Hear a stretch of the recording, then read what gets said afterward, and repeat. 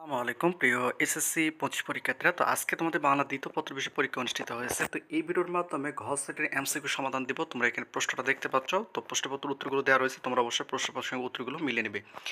1 খ, 2 গ, 3 এসএসসি পরীক্ষার সকল আপডেট পেতে এবং এসএসসি পরীক্ষার সকল বিষয় সাহায্য পেতে অবশ্যই চ্যানেলটিকে সাবস্ক্রাইব করে রাখো। ঘ, 4 হচ্ছে গ, 5 ক, 6 ক এবং 7 হচ্ছে গ, 8 ঘ, 9 খ, 10 ক, 11 হচ্ছে গ, 12 হচ্ছে ঘ।